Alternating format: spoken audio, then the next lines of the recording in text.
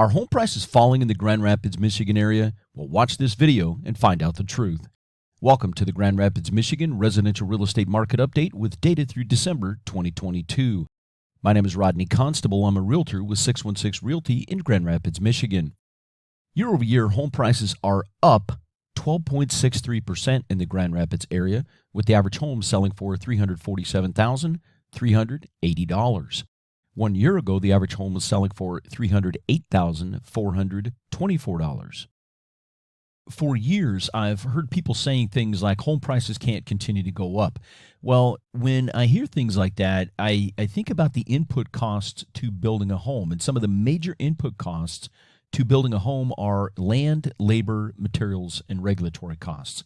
So if somebody thinks that home prices cannot continue to rise in the future, what they're basically saying is that land is going to get cheaper and more plentiful. Labor is going to get cheaper and more plentiful. Materials are going to get cheaper and more plentiful. And the government's going to make regulatory costs of building a house cheaper and easier. And guys, when we just think about these four input costs, land, labor, materials, and regulatory costs, do we really think that any of these input costs to building a home are going to fall in the future? I doubt it. So if land, labor, materials, and regulatory costs are going to continue to go up, then home prices probably will continue to rise in the future as well.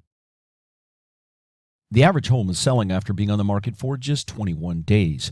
When we compare that to the inventory of unsold homes, we can see that those homes have been on the market for an average of 88 days. What these two data points tell us is that if a home is properly priced, it will sell in a relatively short period of time, right now in about 3 weeks. However, if a home is not properly priced for its location, condition, and amenities, it will stay on the market for an extended period of time, right now about 3 months. Next, let's take a look at year-to-date new listings versus the same period 1 year ago. So since we're working with the December data, we're now looking at the entire year, basically, of 2022, and we're going to compare that to the calendar year for 2021. So year-to-date, right, so basically for the entire year of 2022 now, we saw a drop of 5.66% in listings. Now, when we look at this data in a numerical format, and now we're going to look at it for the last 7 years, right? I've got data going back to 2016 in this category, so we're going to take a look at this and just quickly go over this so you can see the trends, right? Anybody that's watched my videos in the past, and if you're not a member of the channel, please, guys, subscribe so you can continue to get this education, this ongoing information, this true market data, not opinions, but facts, right? Opinions and emotion are no match for facts. In facts, we trust. I use market-driven data. I use the facts so that we can tell you the truth, so you really know what's going on with the real estate market here in the Grand Rapids area, okay? So for 2022, there was a total of 9,472 listings in Kent County, right, which pretty much encompasses all of Grand Rapids. So for Kent County, for all of calendar year 2022, we saw a total of 9,472 listings come to market. When we compare that to 2021, the differential, as we can see here, 568 homes, or 5.66% fewer homes listed in 2022 versus 2021. Now, since I like to look at long-run data, let's go down to the bottom of the chart, look at 2016. We can see that in 2016, for the entire calendar year, 11,984 listings. Guys, that's a huge difference between where we're at now after finishing up 2022 compared to where we were in 2016. So when we look here, we can see that there were 2,512 fewer listings in Kent County during 2022 than what we saw 7 years ago in 2016, right? So almost 21%, is 20.96% to be exact. So almost 21% fewer homes were on the market during calendar year 2022 versus what we saw in 2016. That's 21% fewer homes for buyers to look at, 21% fewer homes for realtors to be involved with, right? So we are seeing a slowdown in real estate itself, but that is not necessarily transferring, as we saw, right, to home prices falling, right? It's actually the opposite, because when you get a contraction in the number of homes that are available, and yet there's still a demand for homes, there's still a housing formation, right? People are graduating college, they're getting into relationships, they're moving in together, they're getting engaged, they're getting married, they're having children, they're forming. So that's a unit formation, and they need a place to live. They're not going to live in their parents' basement forever. So there's an increased demand, right? More and more people on the planet every year. There's an increased demand for homes, but there's fewer and fewer homes, all right? So, and we're seeing fewer being listed for numerous reasons, and I think that this is probably a trend that may continue for a while. So this tight housing market, right, meaning not a whole lot of houses being put up for sale unless somebody has to, right? Death, divorce, job change, those things like that will probably continue to drive sales. But there's a lot of people, for a lot of reasons, that probably are going to stay in their homes longer than they otherwise would have, and we'll talk a little bit more about that throughout this video. Now, real quick here before we click off of this slide, let's start at the bottom and work our way up again, because I want you to see the trend here. So we can see in 2016, almost 12,000 homes listed. It dropped down to 11,419 in 2017 and stayed fairly constant, ticked up a little bit in 2018 and then a little bit more in 2019. But look at the drop during COVID. In 2020, we lost almost 1,000 homes, a little over 1,000 homes, right? We went from 11,690 being listed in 2019 to 10,636.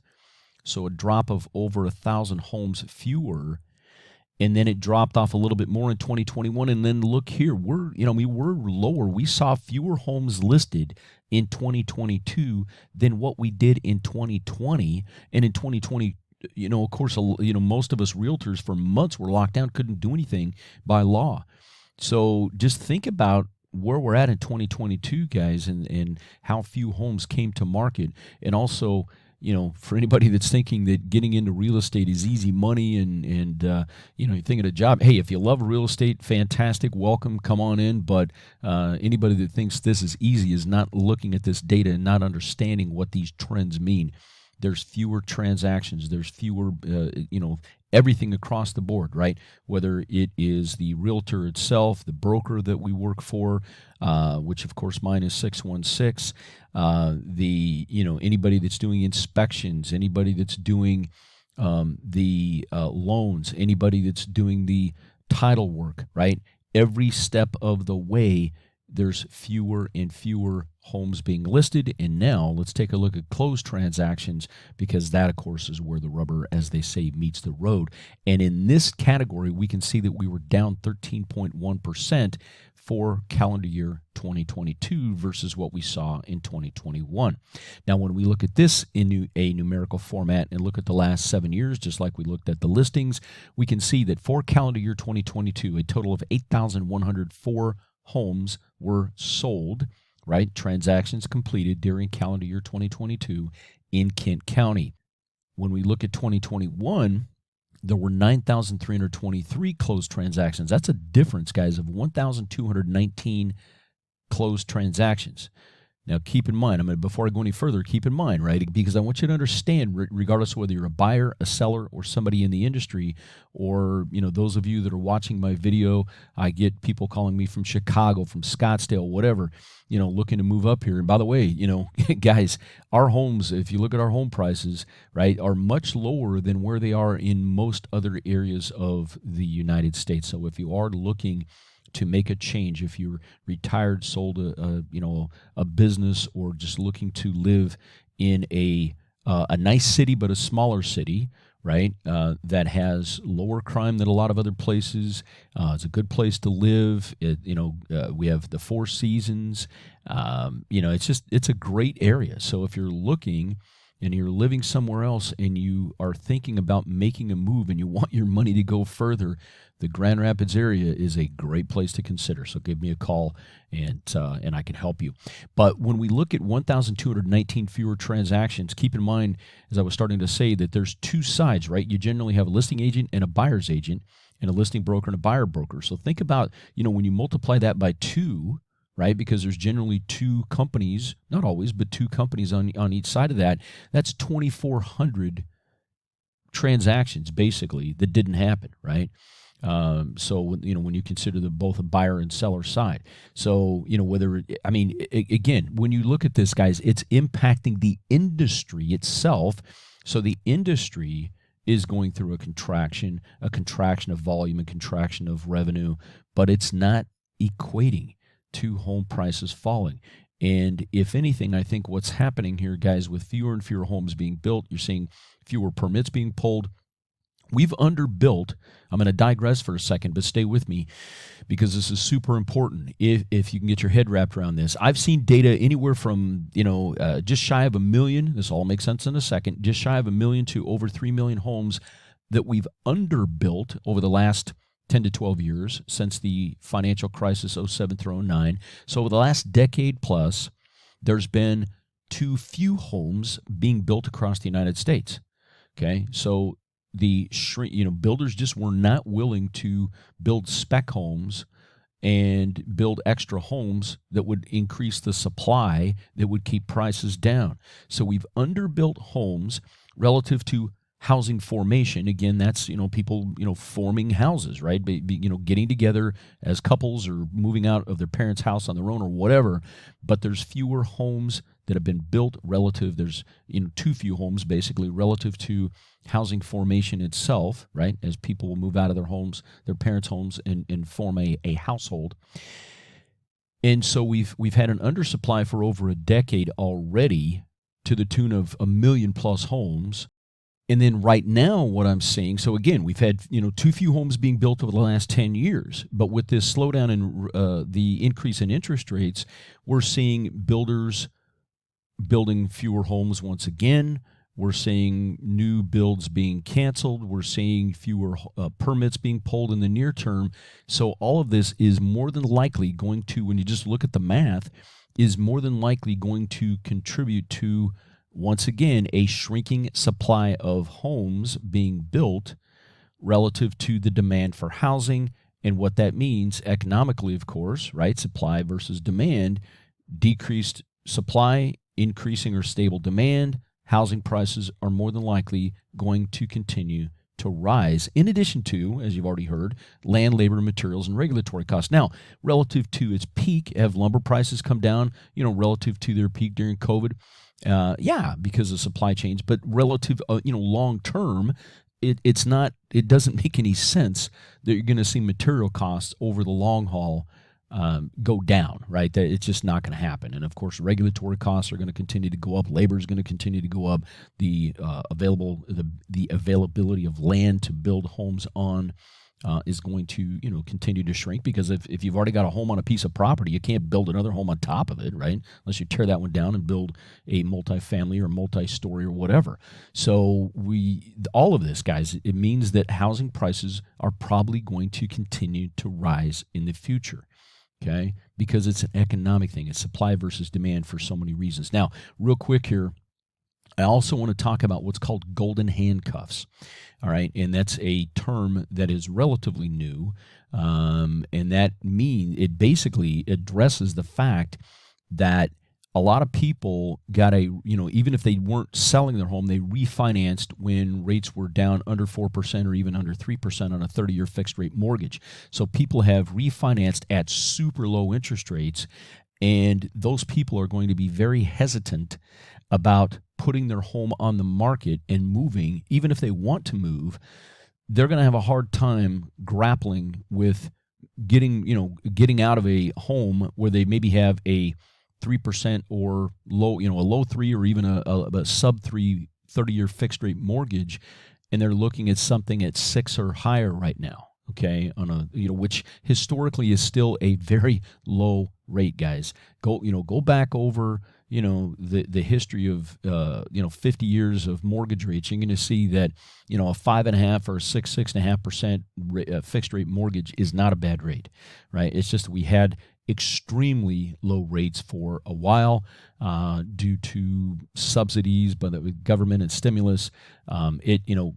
It's not likely anytime soon that we're going to see that, and we may never see those rates again in our lifetime. All right, so the reason I'm addressing this here is a couple things. Number one, if you're thinking about buying a home, don't put off buying a home because you think you want to wait to get a lower rate on your house. All right, you can always refinance later. Look, I'm not trying to give you financial advice. Talk to your financial advisor, your own realtor, if I'm not your realtor, or your mortgage lender. But when you just look at the math, if home prices more than likely in most areas, not every area of the United States, but if home prices are going to continue to rise over time, and they're rising at 5 or 10% a year or whatever, and you're waiting to get a slightly lower rate on a fixed rate mortgage, you're going to continue to chase housing prices up year over year. All right, so think about that. Give me a call. We could talk further about that.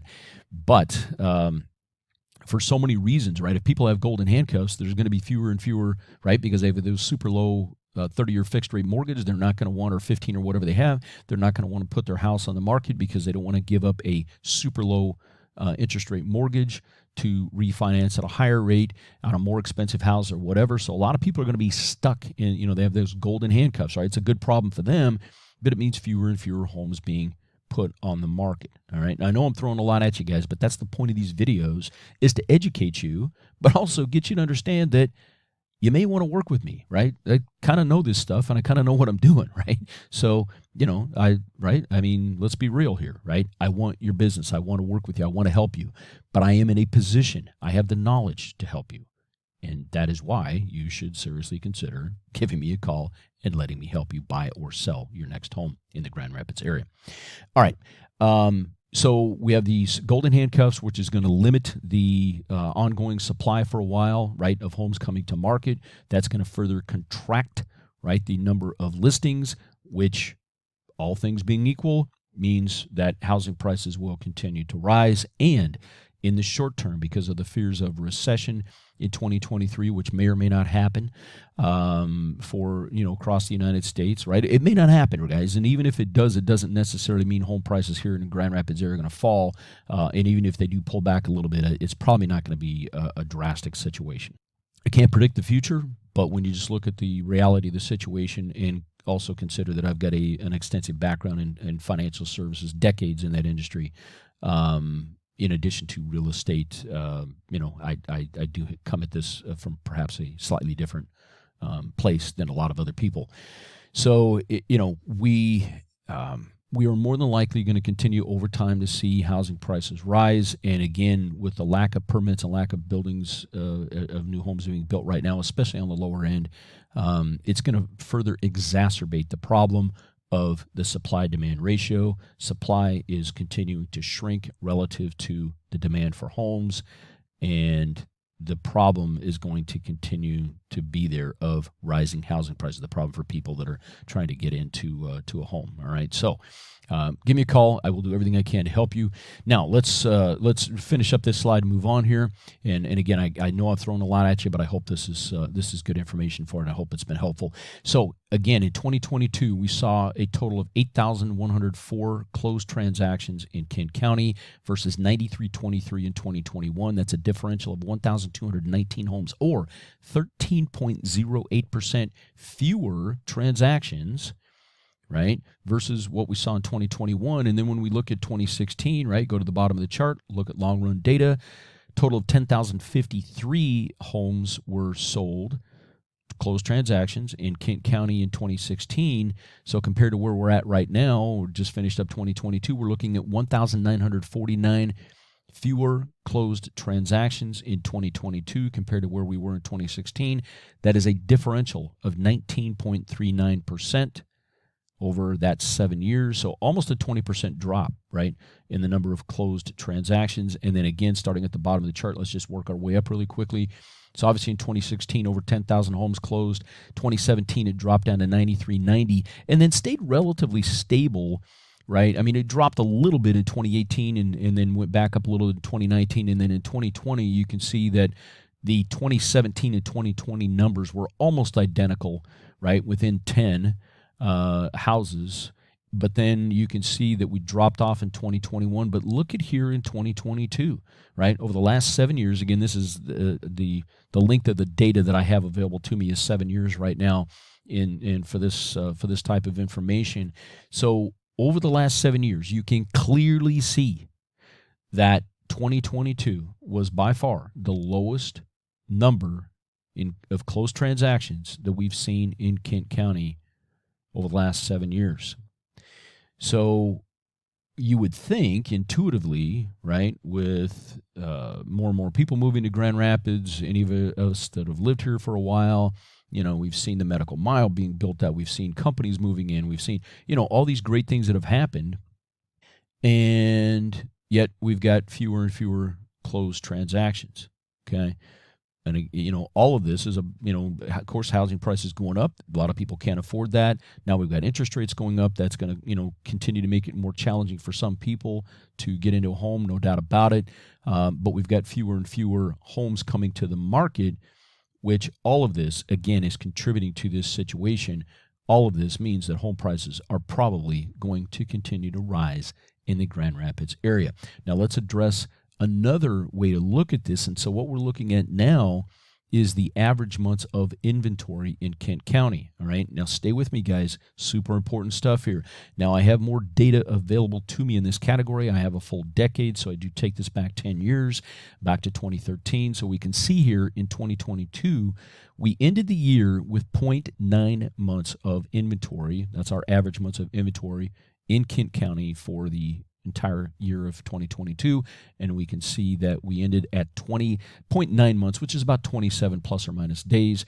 What this means is that if no new homes came to market, we would be completely sold out of homes in the Kent County area in about 27 days based on our current sell rate. All right. When we compare that to 2021, we ended the year at 0.6 months, so definitely lower. That's about 18 plus or minus days. And then when we go down, we can see that 2014, over the last decade, 2014 was the highest inventory level that we've seen in Kent County over the last decade.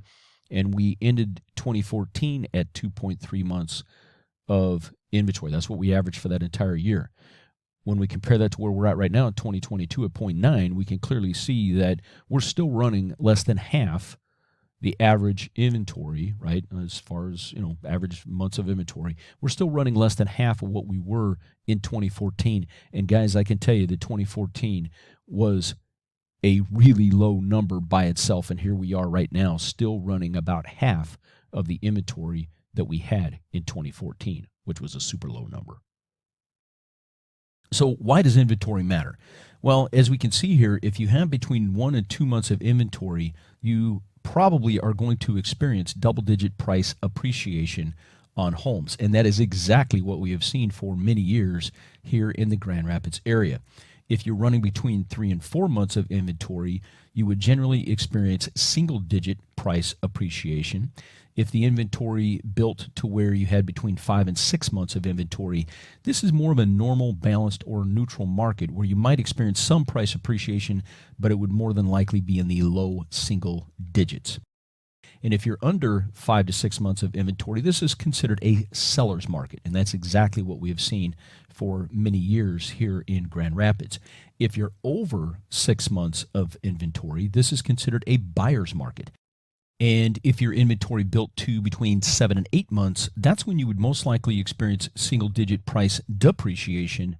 And then if the inventory built to 9 months plus, that's when you would likely see double-digit price depreciation. So 7 to 8 months of inventory, single-digit price depreciation, 9 months plus, that's when we start to get into double-digit price depreciation. Are you looking for a realtor you can trust? If so, look no further. When you are ready, let me put my decades of sales and business experience to work for you. Call me directly at 616-258-4782 to discuss your situation or to just talk about real estate. I look forward to helping you succeed. Once again, that phone number is 616-258-4782.